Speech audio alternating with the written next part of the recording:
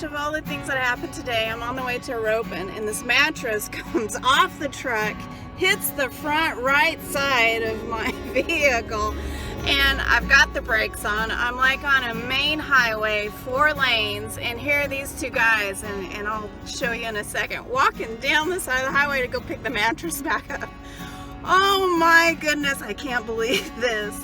Oh, always something. Every day, I promise you, there's always something that's just hilarious or going on, but so thankful my truck's okay, I'm okay, they're okay, and off we are to another roping.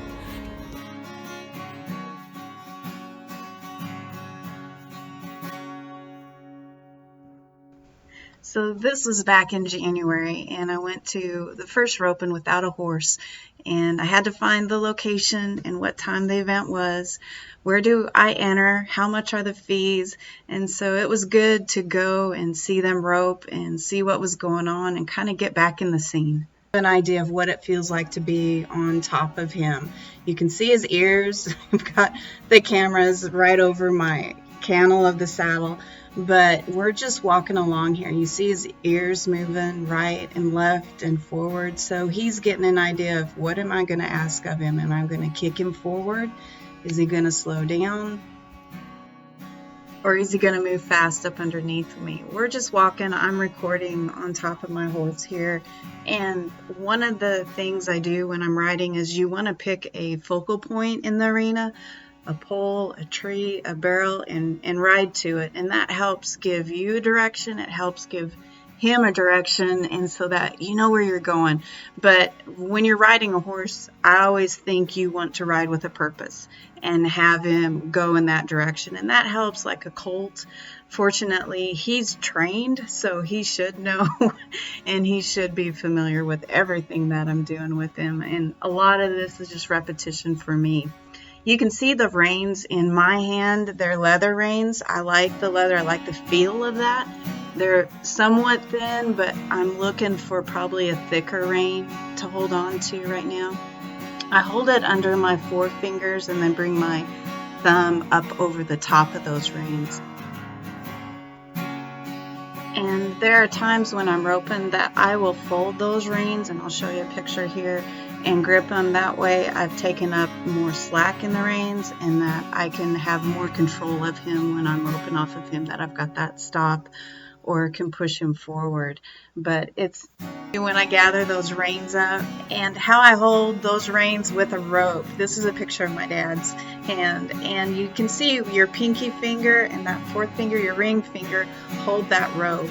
And then the reins sit between your middle finger and your ring finger. So it's a good feel, a good control of your horse when you want to gather him up. Never a bad day to go ride. So I hope you get to go ride and rope just like I'm doing right now. And I'll get to show you a few roping videos of me and what a fun day to rope calves it was.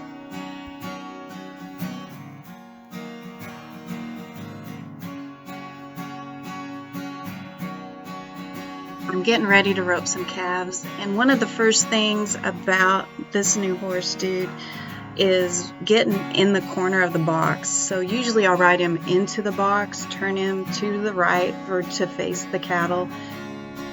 He's really easy to back in the corner. I just gently touch on the reins and he backs right into the corner. So I'm backing up here in the box, and as I'm leaving the box, I want to push my reins forward, give him that indication to move forward, and I want to drive him to the cattle, and I'll show you where the pin is on that chute. It's where the barrier connects to the front of the chute. Once those chute gates open, I'll be pushing him forward and towards the cattle. And as soon as I'm coming to the cattle, when I'm close enough, then that's when I want to go ahead and release my rope and rope them. And I'd like to show you just a few practice runs here. These cattle, they've only been run a few times, like 3 or 4 times. So they're hesitant coming out of the box. And dude's really good about going to the pen and running to the cattle. And you'll see those calves like this one kind of slow, and then he moves on forward.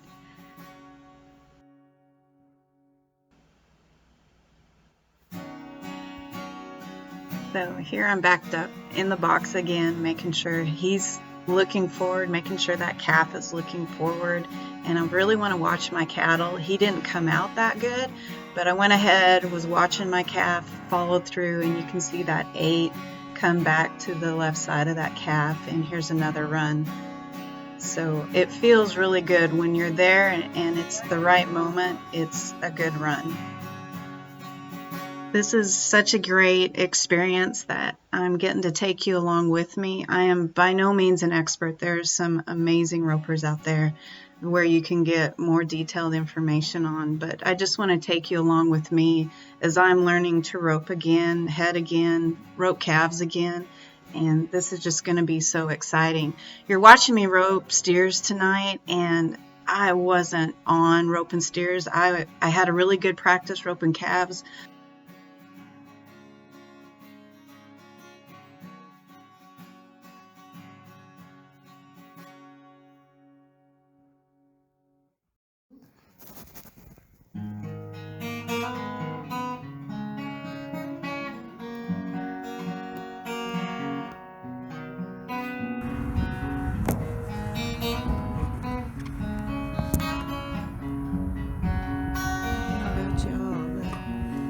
This girl, cold and tired. It's been an afternoon roping, better roping calves, first night roping calves, and that was so much fun. And team roping, oh my goodness, he wasn't getting up there, and I was lazy, and anyway, it wasn't the best night for team roping.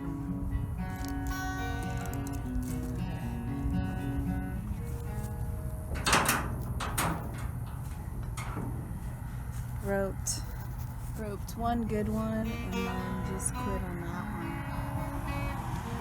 Would rather quit on a good one than to keep roping and it being a disaster. Because he worked really good tonight, and I couldn't. That's just a good thing. That's a great thing. He still has a lot of hair from being in Arizona, so tonight he was sweating a lot more. And that concerns me just a little bit. I think he's good.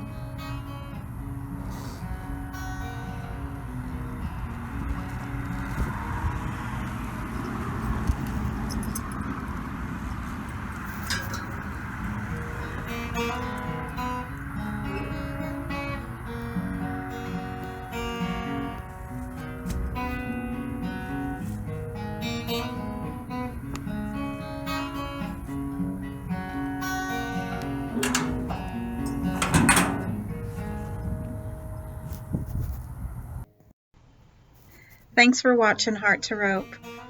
I'm just gonna brush him down here that I'm done roping off of him, but I hope to see you back next week with me, and I'll be turning out these vlogs every Monday on a weekly basis, so come back and enjoy the next roping with me.